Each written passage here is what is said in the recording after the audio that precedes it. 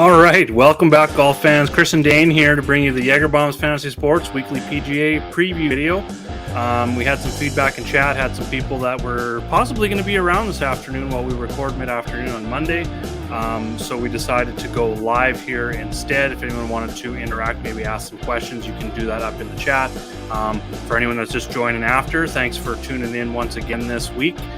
Before we head in, if you are new to Patreon or Jaeger Bombs Fantasy Sports, I'm kind of just cutting out here, so I'm going to let you kind of roll here just for a minute. I'm just going to reset something. How you doing, Dane? Doing well. I think you were saying, if you're new to Patreon, it's $10 if you just want PGA content or any other sport that we cover.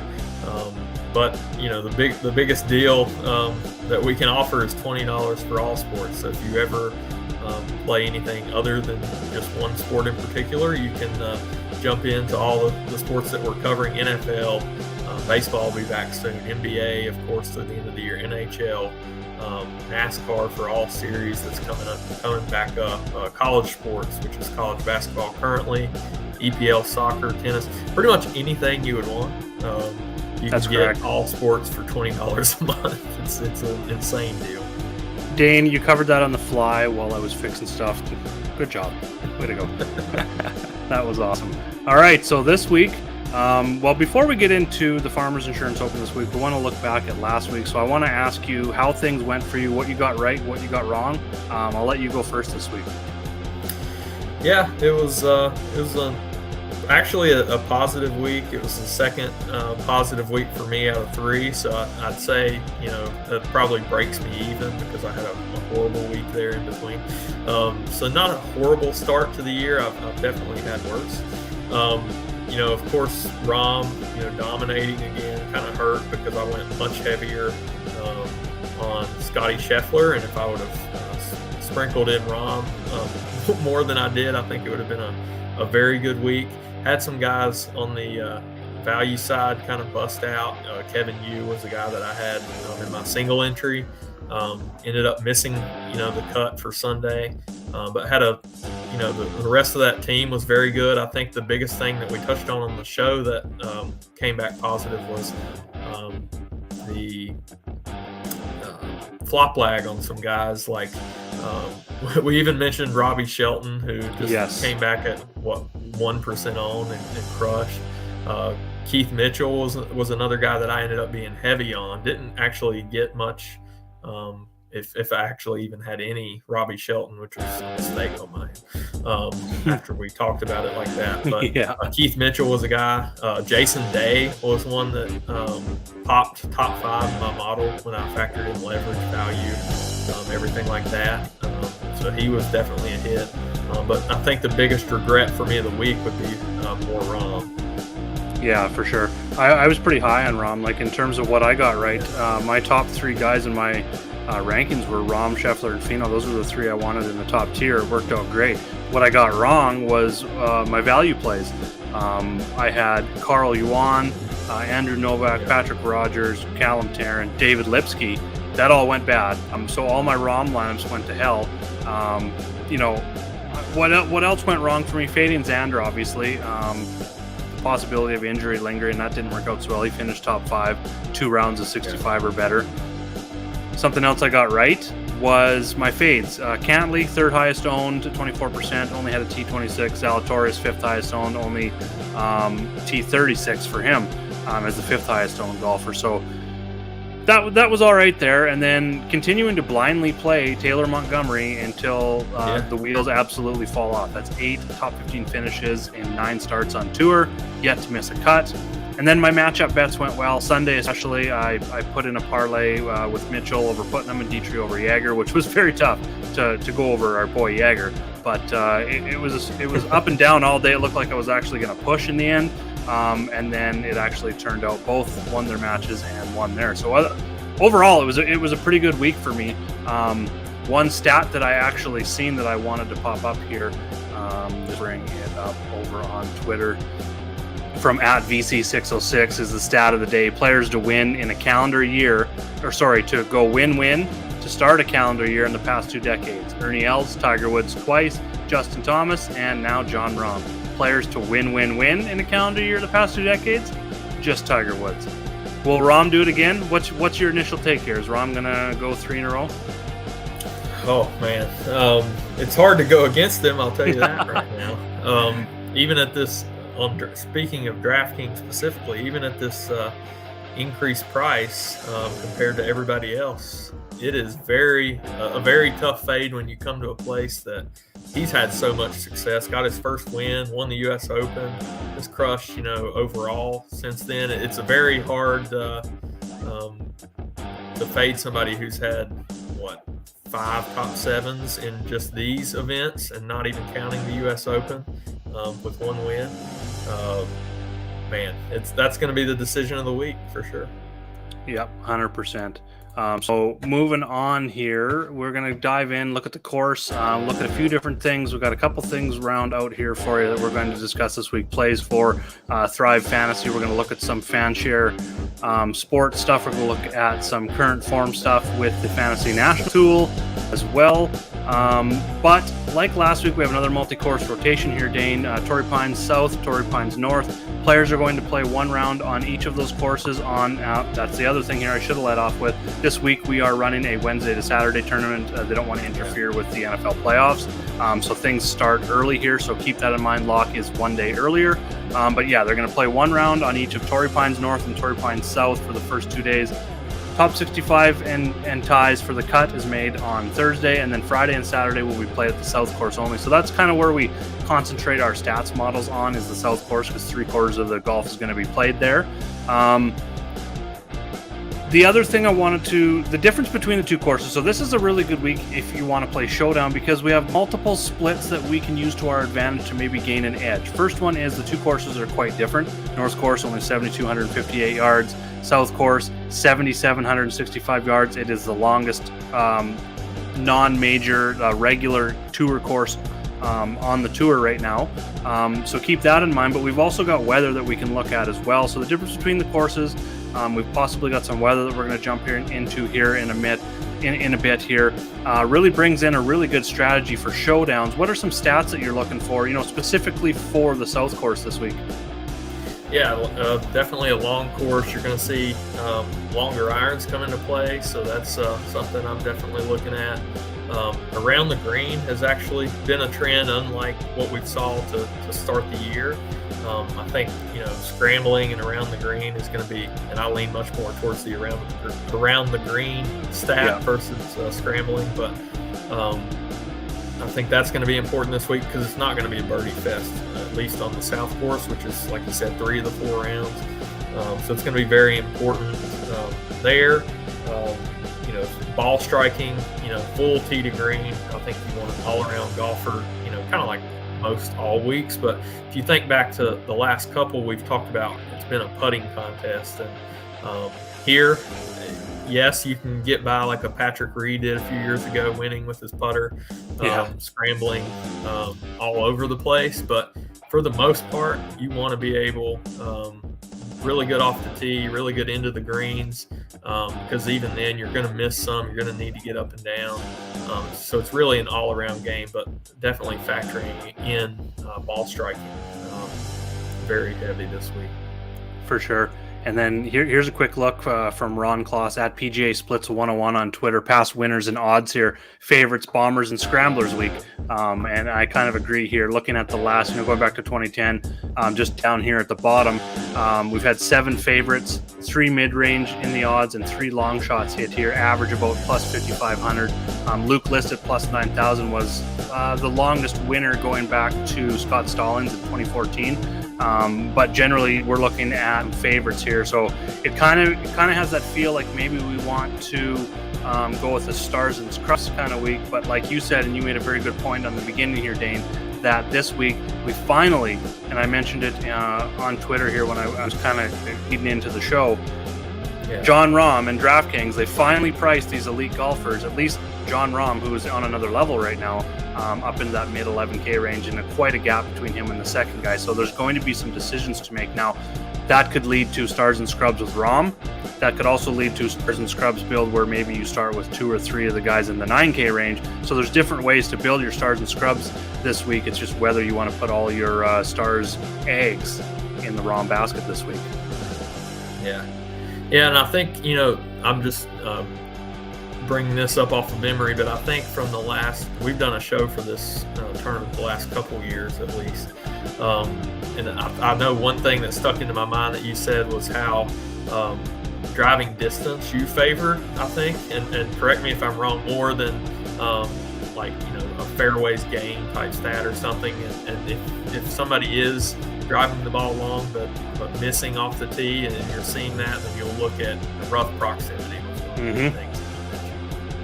And that could be huge this week, because since the 2021 U.S. Open here, with the South Course, these fairways are now a lot narrower than they were in the past. And also here I have, just let me flip over to this from Ron as well. Through the first 3 weeks of the 2023, Torrey Pines area has received 4.8 inches of rain. That's quite a bit of rain. Torrey's known for thick penal 3.5-inch rough. When you add water to that, it becomes even more difficult. While the greens will be softer, the course will play longer and tougher. So if you're missing fairways, and I think what that really dives into is what we're looking for is not just guys that are going to bomb the ball down there. We're going to need a little bit more accuracy because this rough is going to be tough this week. So it's going to be more of a total driving for me, when you're breaking down off the tee. Distance is definitely going to be a favor, but only if it's accurate distance, in my opinion. So looking for those guys in that kind of that total driving spectrum.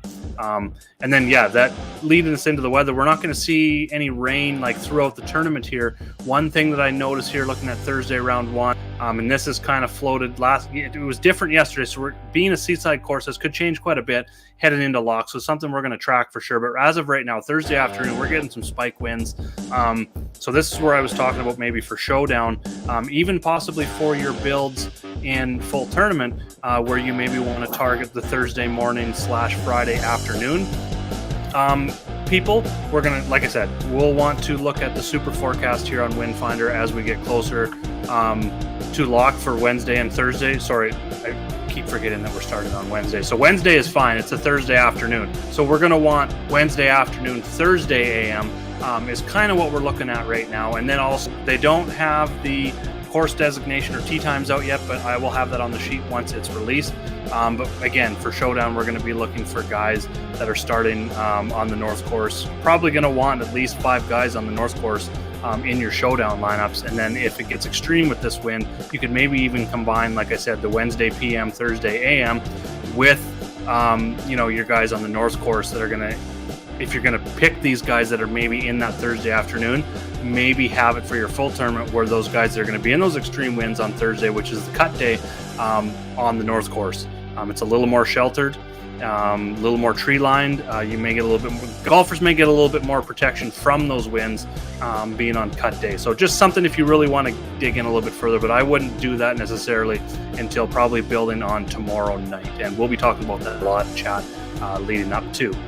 So with that, let's kind of dive in here. We're going to do something a little bit different here this week in terms of our picks. Instead of just going through the full field, we're going to go through each range again. But what we're going to do is give you our favorite pick. Obviously, it could be just our favorite core play. Someone who we think maybe comes in a little bit lower on. It's going to be tough to do early in the week, so we don't really necessarily know ownership or anything like that yet, being so early. And then we're going to give you our fade of the week in that range. We'll kind of work our way down the board. If you guys got any questions, anyone that is watching live, throw up some players, anything you want to learn about the sheet, anything whatsoever, throw it up in chat and we will answer your questions here live.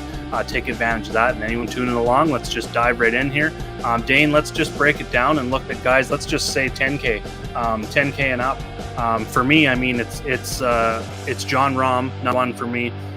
He hasn't finished outside of 7th more than once here. He's won here in 2017. He won the U.S. Open here. He's coming in on back-to-back wins. He's just on another planet right now. He honestly, I think you could put him at 12,000 or more, and I would still try and build around him just because you can go and get a Jon Rahm right now and a guy in maybe the high 8, low 9K range, and you're still left with an average rate around that 72, 7,300. And I think you can still build a lineup quite comfortably being able to do that with Rahm. So he's my number one. The guy who I think is probably going to fall a little bit lower owned up here is probably going to be Morikawa. I mean, all these other guys played last week. Schauffele played very well. Finau, Rahm played well. Zalatoris didn't play great with his T36, but he was back and he did show some ball striking. So I think he's going to see some ownership in this range, even at 9,700 and below. So for me, Morikawa would be like that GPP guy that's probably going to be the lowest owned of these 10 guys up here.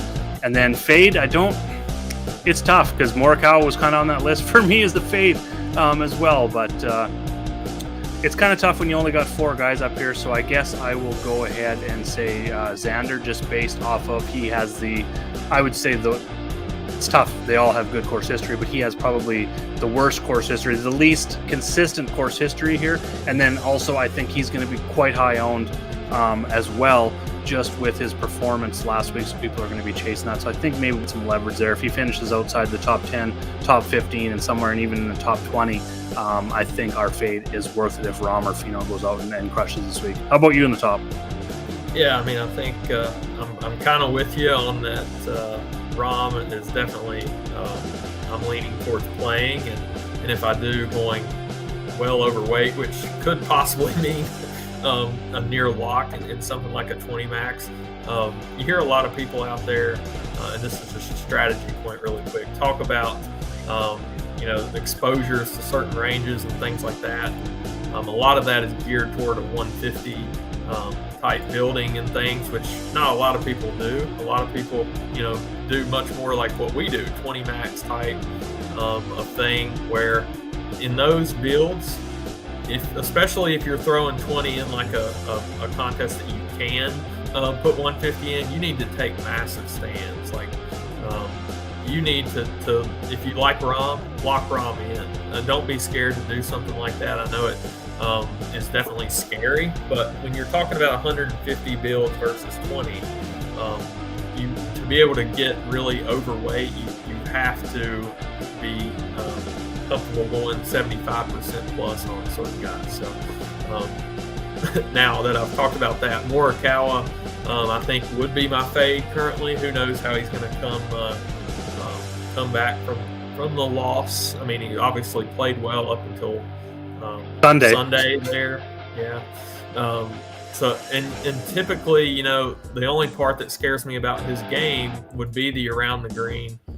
Sometimes he can get in these ruts around the green where he's not able to get up and down, which scares me here, but the ball striking will be there for sure.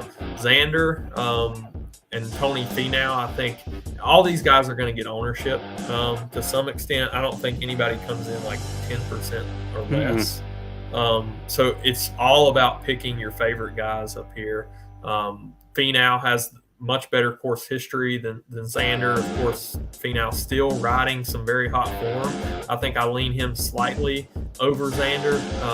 I'll be interested, like you said, if Xander gets chalky, that might be a spot that I hop off a little bit. Isn't this his home track, though? I believe so, yeah. So, definitely doesn't have great course history here, but was second in 21. The only thing that worries me with him, and the reason that I ended up getting on him last week, was that nobody was playing him. And these back issues, they can flare up from time to time. And if he gets very chalky, it might be a spot to hop off with not just that there's other plays around him that can equal or better him, but you also have that massive downside that if that does flare up, he could drop out midday Friday. Yeah. I think you said it right. You just got to pick your favorite guys up here. So, I mean, I don't think Rahm's going to be the highest owned just because of his price. It makes building a little bit more difficult. He's definitely going to be top 3 highest owned. For me, right now, it's Rahm, and then probably I think Morikawa is the one that I think he's going to be the lowest owned of those 4. So I want to just go with 2. So I guess that has me fading Xander and Finau right now. I'm currently only going to be building 10 lineups this week with a time crunch for myself. So I think I want to narrow it down to 2. But originally, in terms of what strategy I wanted to go with, stars that are more balanced, I was going to go with Jon Rahm. That was before pricing came out. I did see they finally priced this accordingly. So I'm kind of leaning a little bit more, and that kind of leads us into this next tier. going a little bit more balanced, like I mentioned in the opening, maybe going with 2 or 3 guys in this 9K range. My favorite right off the top here, it has to be Taylor Montgomery. I mean, he finished T11 here last year as an amateur. Before he turned pro, he's got top 15 finishes now in 8 of 9 starts on the PGA Tour. He hasn't missed a cut yet on the PGA Tour. Putting is absolutely insane. Also good news is he's gained strokes on approach in 2 of his last 3. So if that's going to start coming on, the ball striking is going to start catching up, maybe not catching up to the putting, but getting anywhere near the realm of where his putter is. He's going to start racking off these wins, I think, pretty close, or at least being in contention for the win even more consistently and kind of in that, top 3, top 2 within a stroke of the lead, kind of chasing those wins a lot more on Sundays. And I'm going to ride the train, honestly, until the wheels fall off. This is just a tremendous amount of momentum that he's carrying in here to a course that is tough. He's got the distance. He kind of fits the course as well. So he's right there for me. Will Zalatoris is a very close second in this tier for me. The guy I think I might pivot to, and again, we've got a very small tier here. I think Matsuyama probably falls as maybe one of the lowest owned, maybe Justin Thomas as well. Again, this is a lot based off of last week. Was Zalatoris playing last week, Sanjay playing last week, Taylor Montgomery especially. I think he's going to be the highest owned. Him and Zalatoris, 2 highest owned. So Justin Thomas with his birdie making ability, he hasn't had the greatest course history here. He would maybe be my GPP play in this range. And then Hideki just hasn't had the form. He hasn't reeled off a top 10 in a long time, and only like 3 top 25s in his last 10 events. That would be my fade for me in this 9K range. Yeah, so as of now, I'm honestly, because of the leverage that I think we're going to be able to get, I'm leaning at this price, 9,400, one that we don't see very much for Justin Thomas. Shook the rust off at Century, and where did he struggle? Off the tee. 4 strokes lost off the tee there. But that was the first time he had lost off the tee since, funny enough, the Farmers last year.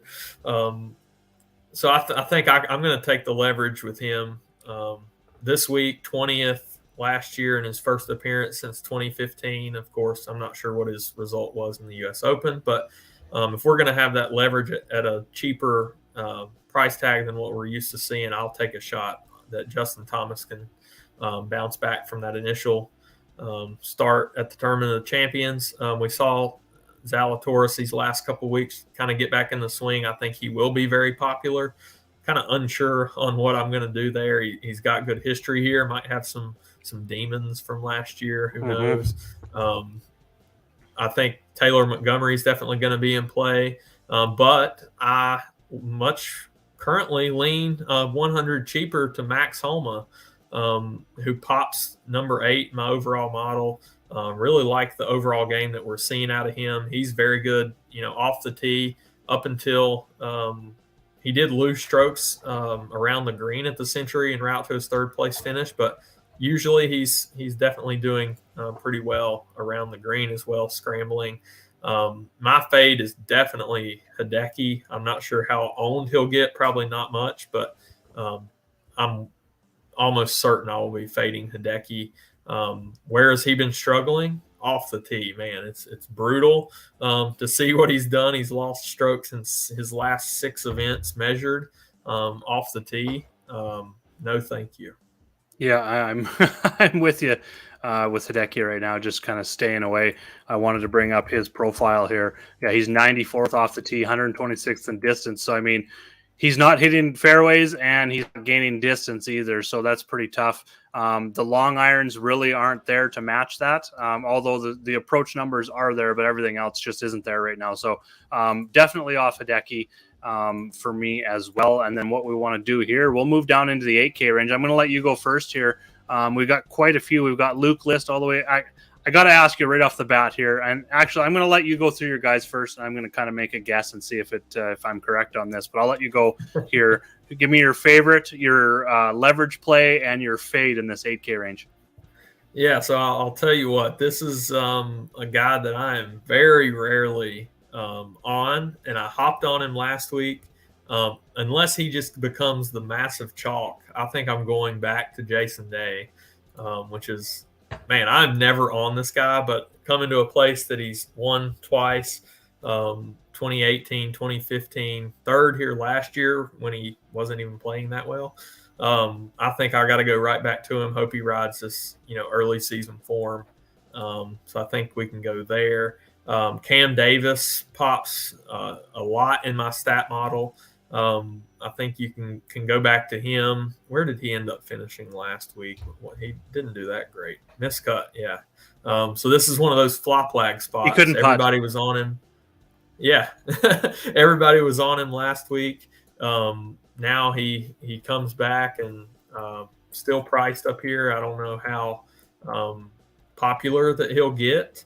So I think he could be a guy that I jump back to. I can't believe JJ Spawn is 8,500. Not sure what I missed there, but I was interested. I was just checking Justin Rose. We talked about it a little bit, you and I, last week about how he was playing much better than we thought.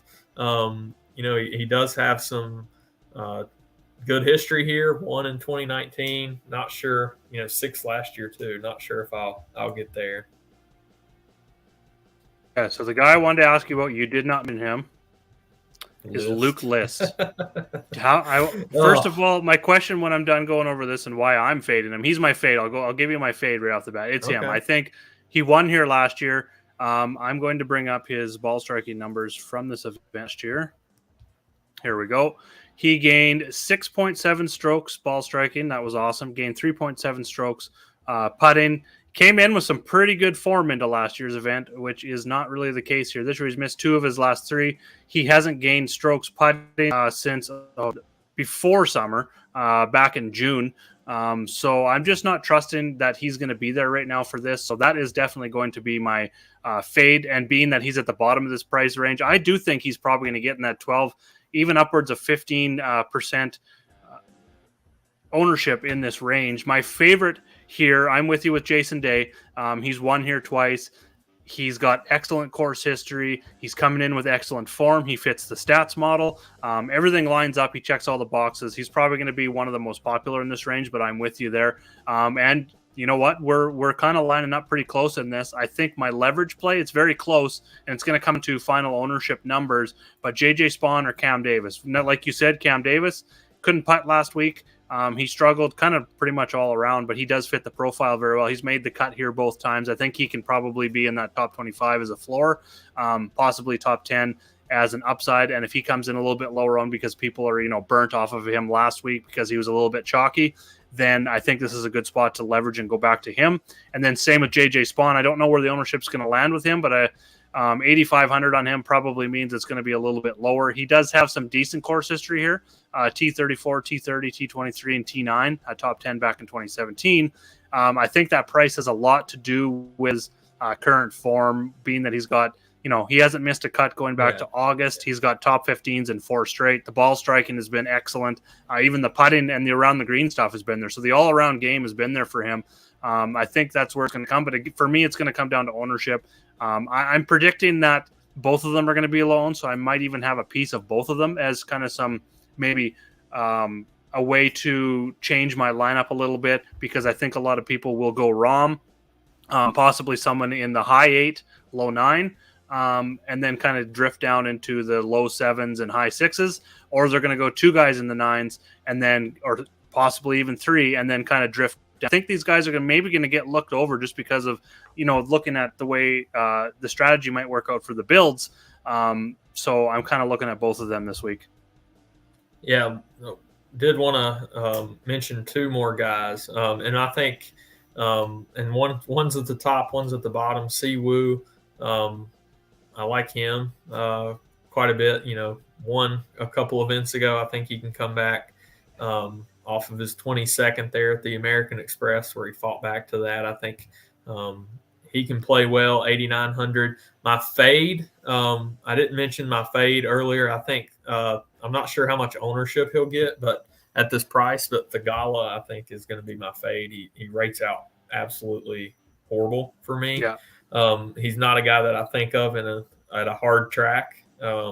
Much more of a birdie fest type guy for me. Mm-hmm. He's been horrible off the tee lately, which is He's usually trending. how I think of him playing well. Yep. But and the other guy that I wanted to mention as a play would be Hayden Buckley, who might be, a touch higher price, might lower his ownership a little bit, but man, playing so well, rates great off the tee. He hasn't lost strokes off the tee since Valero last year. Of course, coming off his second place at the Sony, I think I'll go back to him. Yeah, he's 26th in par 5 scoring, 17th in par 4, so really balanced there. Solid across all 4 rounds. Actually, looks like he actually gets a little bit stronger as the weekend comes along. I think we talked about that videos ago at the Sony Open, I think it was. Birdie maker, 44th in birdies is pretty good for that price. He's coming in with some pretty solid form coming off a T2. Missed the cut here, so I think he could be definitely a loan guy. I'm with you there. I think that might be a nice GPP leverage play there for sure. Heading down into the 7, let's just go 7,500 and up, and then we'll go from the mid 7s and down. First of all, I wanted to ask you, as our first question here from Andrew Davison. Thanks for tuning in as well, Andrew. He asks thoughts on Reimer with his awesome course history here. T16, second, T12 or T21, T13, and second again in 2018. What are your thoughts on Ryan Palmer here? I'm kind of torn. It's nice to see him, get back on a little bit of form with that T32, but overall, as of right now, I'm kind of off him. I think he's going to gain some ownership in this, in this range, to where I'm probably going to want to go elsewhere. How about yourself? Yes, yeah, I think I'm right there with you. Like you said, he did played pretty well at the Sony, especially in the spots that we're looking for off the tee, and solid on approach. I'll tell you one thing that I've been doing lately, and whether this is right or wrong, I've been kind of backing off quite a bit on how much that I factor in course history. And specifically in the numbers in the model, I'm kind of letting like odds dictate that a little bit more, which could be already factored in as far as with course history. But I'm trying not to manually go in and say, all right, this guy played great here in the past, but he's in horrible form, but I'm still going to play him because he likes this course. So, currently I'm off him. That's not to say he's been in horrible form, like I'm saying, because he did come off of, I understand the play. Don't think I'm going to get there. I just want to go back and look at the form he's had coming into here before. So much better form coming into last year's T16 at this event. Again, awesome form coming into the 2021 event. Keep going back. So this is a trend. Now I'm glad I looked at this because he's come in with awesome form into this great course history that he's had each and every year, starting off, either finishing the fall solid, a solid fall and start of the new year, calendar year, or both. In the last 3 times coming to the Farmers, and his form right now just isn't the same as anything he's came in before. So for me, that's going to be a fade. Thanks for the question, Andrew. Much appreciated. But in this range for me, I'm going back to Alex Smalley.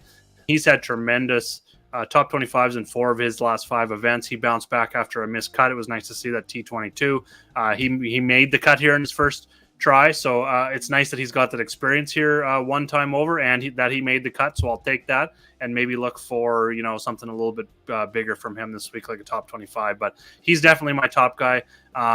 Unsure what I'm doing with Davis Thompson at this time. He does fit the model quite well. I believe he is right up there. Yeah, he's top 15 in distance, 13th in distance on the sheet here, 18th in strokes gained off the tee, 36th in approach, which still puts him top 20 balls in this field, coming off some amazing momentum. He made 5 eagles over the first 2 rounds last week, so he's definitely someone that can score. He excels a little bit more on the par 5, so I think he can take advantage of those here. I think maybe that's a guy I will go to. How about yourself in this high 7Ks? Yeah, Taylor Pendrith is a guy that I want to get back on here. I can't believe he lost 3 strokes. Definitely showed some rust there at the American Express. Yeah, 3 strokes off the tee. And if you look back, back to February of last year, first off, he hadn't lost strokes ever off the tee in all those events. But he was gaining tons. I mean, that's his game. Hoping he gets that straightened out, and I'll take a shot on him at hopefully a little lower ownership. Kurt Kitayama is another guy that pops, in my model.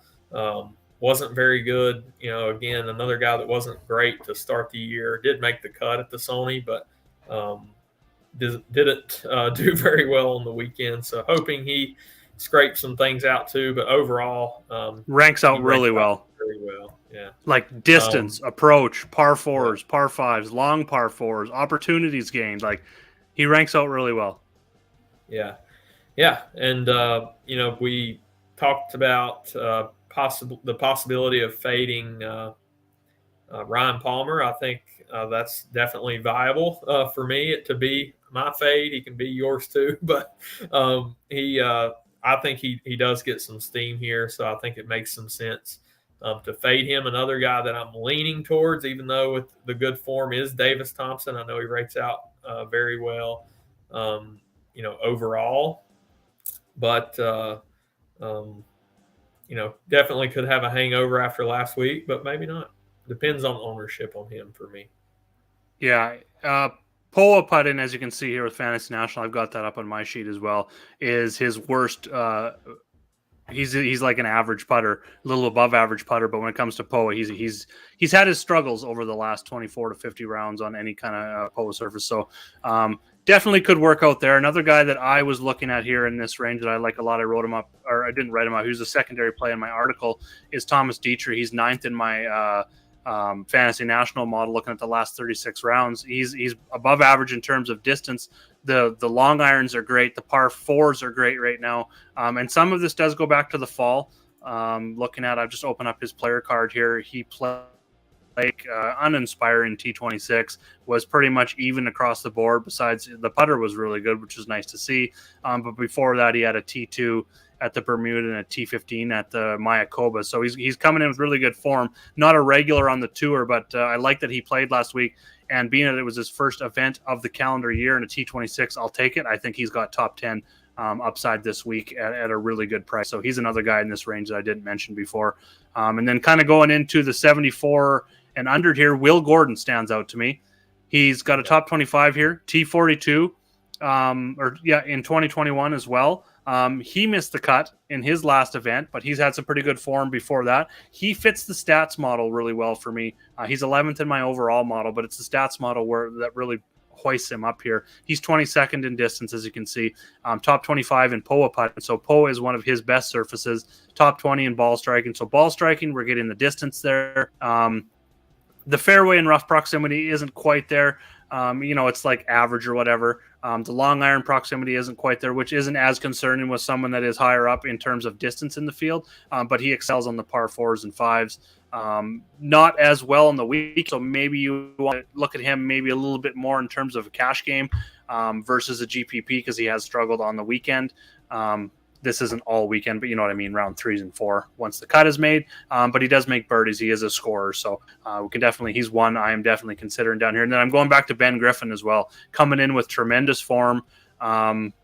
This is his first time here, so maybe that's the only concern. But at 7,300, I think a top 30, even possibly a top 40 with the right amount of birdies, I think that can pay off as well. Sweet Spot DFS, thanks for showing up, buddy. How are you? Dane, who you got here kind of in this? We got a pretty big range. So mention a few guys if you want. I know Robbie Shelton's another guy I'm probably going to go back to here. But from the 7K to 7,400, who are a few guys that you're looking at? And then someone that you're fade. I haven't got my fade yet. I'll get that to you once you go over your guys. Yeah, you mentioned Will Gordon, like him a lot. Gary Woodland is a guy that I always seem to end up on. So I'll be going back to Gary Woodland, hoping that some of the rust that he knocked off at the Sony comes out of his game. I mean, if you look at the only problem I have with him is where he struggled. He's been still good off the tee in this bad stretch, but man, he lost 10 strokes around the green at the CJ Cup in the fall. Obviously didn't do anything near that at the Sony, and I'm assuming a lot of that was probably one hole or something. But I think I'll take some shots on Woodland. I was trying to pull up Griffin, and if I can find him really quick. Ben, yeah, I got that up here. Just give me a second. I've got him on another tab. Well, yeah, what I was thinking was, didn't he? He played horrible round 1 last week, right? Last week. Okay, you wanted it last week. I believe Well, he I was did. just trying to. I can't remember what he shot. Yeah, he gained 2 strokes overall. Okay, so He shot 73. He shot Yeah. over par in round 1, which it's funny as it sounds.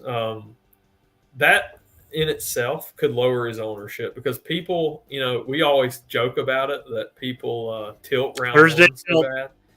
Yeah, I mean, people that played him, and there were quite a bit of extra people that played him last week compared to before with this form that he's in.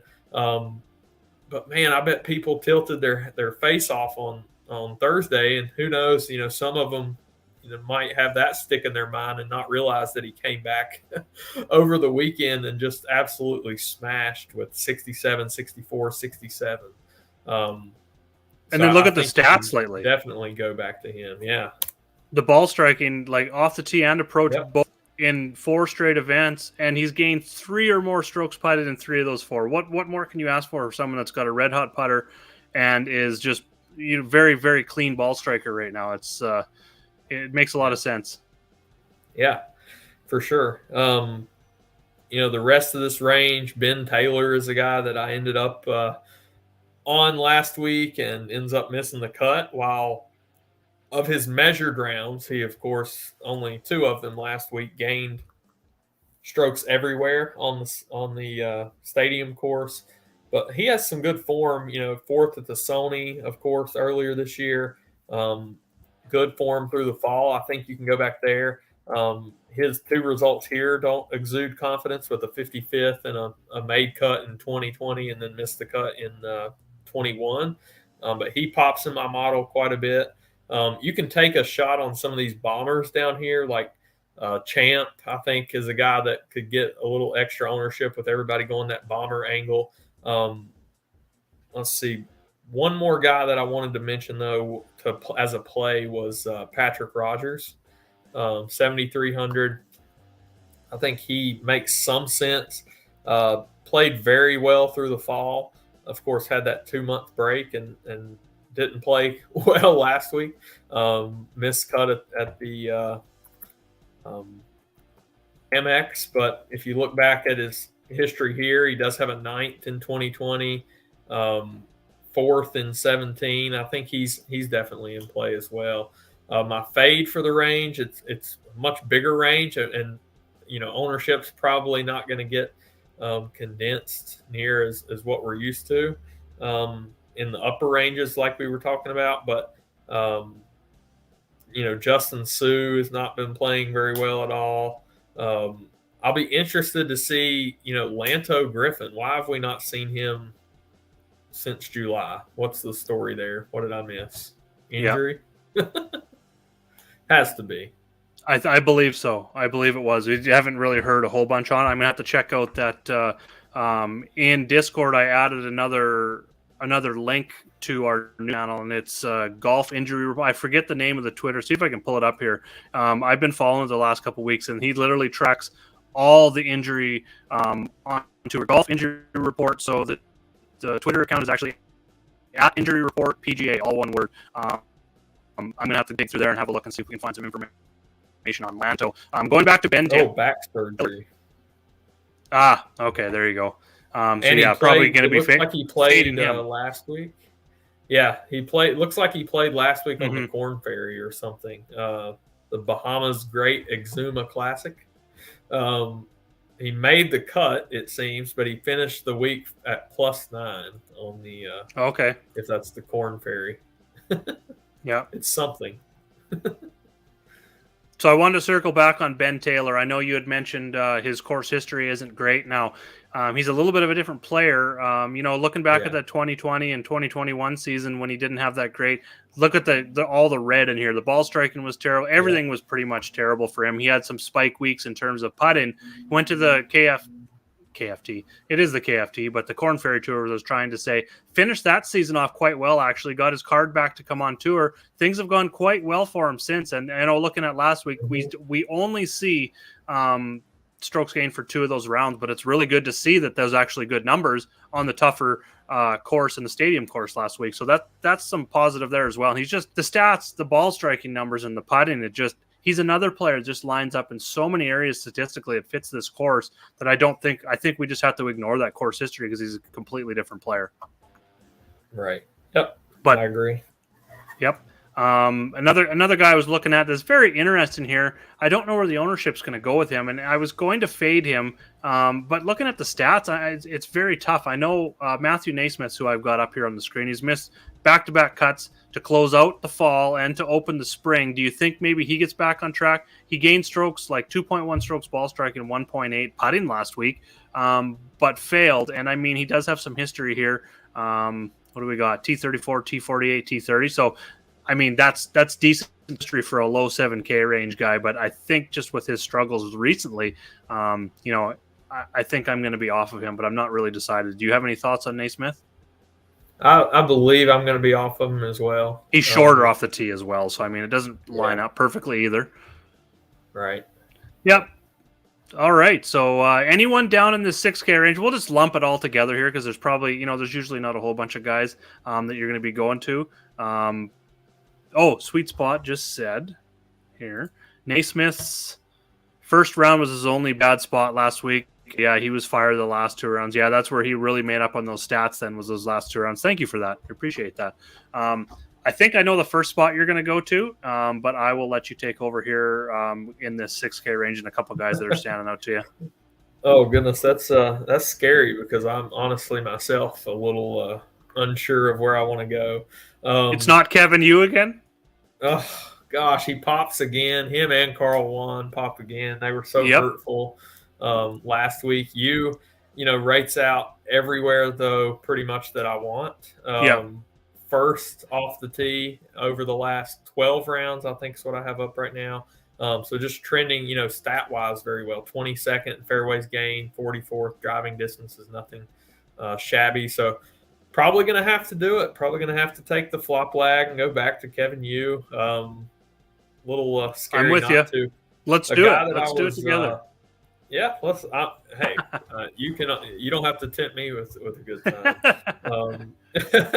One guy that I was interested to see was that I think he had a hot putter one of these rounds at the Sony was Smotherman. His overall stats for that week are not very good. He did make the cut, but if he can never putt, I think he's going to turn into a solid player. Not sure that I'm going to get on him here. This range is tough for me. You talk about going stars and scrubs with Rahm. It's not going to be comfortable at all coming down into this range if you do. But we need to – can we find our diamond down here? Well, what's your thoughts on the Gim Reaper here?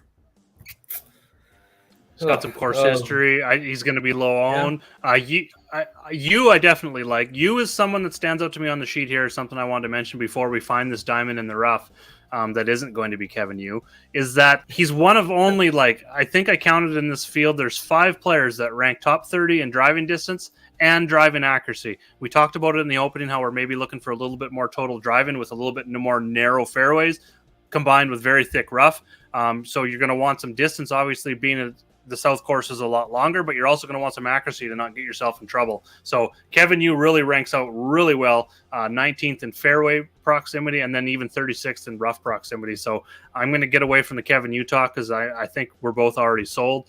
But yeah, definitely going to be going back to him this week. I'm not sure about Doug Gim. That's just someone that kind of stood out to me. But I'm with you that this is going to be a little bit tougher down here this week, especially, when you start looking at the form, these cheap guys, it's not great coming in. What do you think of your boy Eric Cole? You made a call for him. I think it was 2 weeks ago. You had brought him up. He was down like 6,300, I believe, something like that. That is some pretty decent form for someone that's in the mid 6K range, top 40s in 4 of his last 5. Do you have any thoughts on him? Maybe he could be our guy.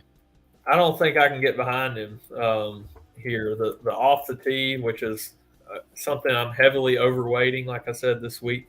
It's just not there. 145th over the last 24 in strokes gained off the tee, 129th fairways gained, 118th driving distance. I don't think I can do Okay. So I'm just kind of looking at some specific stats that we can get behind. Yeah, no, that's what I was trying to do. Oh, it's tough. And a lot of times it helps to talk through these things with somebody, because when you want to play ROM, but when you get down to this range, it's like, where What do you do? in the world are we going? Like Kevin Tway ranks out with driving distance. He was decent, last week. What is his history here? Tway, let me just slide over here. 54th. I mean, kind of last week I'm talking. 46th last year here. Miscut. 30th, 43rd. I mean, he's made cuts here. 35th, 41, 37th. He's always kind of in the same range, around 40th. Maybe he pops a top 20 upside here with some experience on this course. I guess you could go there. I like that. I think I'm with you on that one for sure. Yeah. It's tough. This range is always tough, but I feel like this week it's even more of a drop than what we're used to seeing. There's just really no form whatsoever down here, of guys that we're looking to. There's some course history, obviously, like JB Holmes, but geez, that guy don't make very many cuts anymore. Is he in this field? Oh, yeah. We haven't seen him in a while. That guy, Robert Streb, to just get out of here. Like I had Noren. I had Noren the year that he was in like one of the final groups. I bet Noren, and that did not end well for me when he took 8 years to try to stay in third place in the tournament on his drop. Yeah, no doubt, eh? Is there anyone else that we can even consider down here? I'm just looking at some specific stats, like you said. Scott Piercy pops in around the green, actually, for me. I'm not sure how he's first and around the green over the last 24. He has been decent, but he's not been good off the tee. He's been decent on approach last couple tournaments. Miscut at the Sony to start the year, 41st at the American Express. Blah. Austin Eckroat is another upside guy. He rates out decent, and he had a pot performance at 12th at the Sony. Obviously not, and still gained strokes in measured rounds last week off the tee and on approach. Miscut here last year in his first event. Did in his one round on the South course, he gained strokes off the tee and on approach, though. Okay. I got a 1%er for you. I really don't know a whole bunch about him. I'm going to have to do some definitely going to have to do some more research on him. But Patrick Welch, he's gone to PGA Tour back in the fall season here, T28 at the Shriners. I know it's a completely different kind of event. He gained 4.8 strokes tee to green. 4.5 of that was on approach. He was even off the tee, and he lost almost a stroke putting. Someone that could be, like 0.5%, 1%, kind of down there. College golfer. I don't even think he's been on the Korn Ferry Tour or anything yet, just straight out of college, played that event. So I just not real sure a whole bunch on him. There's not a lot of information on him besides that event at the Shriners, in which he opened with the 71, so maybe a little bit of nerves to open up that event at the Shriners, but then he went 67, 68, and a final round 65. So kind of impressive there, something that kind of stood out to me, someone that I might consider in my superstars and scrubs, someone that I might fit in one or two lineups type thing, but this range is so tough. Maybe the winner here is just don't play this range. Could be. You might be on to something. I don't know what the builds, with ROM and not touching this range look like. I'm assuming it means a lot of low 7K guys. Let's build it out. That could be the move here. Well, let's build one out here with ROM, and we'll build one without ROM and kind of what about Matty Schmid? He's 7K. He's not in this range, but yeah, he's coming off an excellent 3.6 off the tee last week at the Amex, 3.5 on approach, 2+2 putting. gained strokes around the green for the first time in quite a few events. But he was solid. He's usually solid off the tee, especially since these first two events of the year, 3 plus gained off the tee these first couple events. I think he makes some sense. Okay, well, let's play a little game here to finish things off. We're going to build 2 lineups together. I just went first and picked John Rahm, so I'm going to let you go second and kind of fill it in. We'll just go until we fill out a lineup, and then we'll go a non-John Rahm lineup, and we'll see how that goes. How because something I really wanted to do, and if we don't get into the 8K or the 6K range much, I don't think it's possible. But what if we throw JT in there? Okay, 72.50. Okay, so that's pretty close. So I'm going to bring us down here. Kevin Yu. See, this is what's going to happen to me. There's Kevin Yu. Yeah. This is what's going to happen tomorrow night. I'm going to start throwing in all my top price guys. John Rahm, Justin Thomas, and then I'm gonna be like, all right, I need to bump up my salary a little more. Kevin Yu, and I'm just gonna keep popping Kevin Yu in there. It's gonna be brutal on Wednesday, watching that. Yeah. So who do you got next after Kevin Yu? You kind of picked him, but I mean, it's your pick.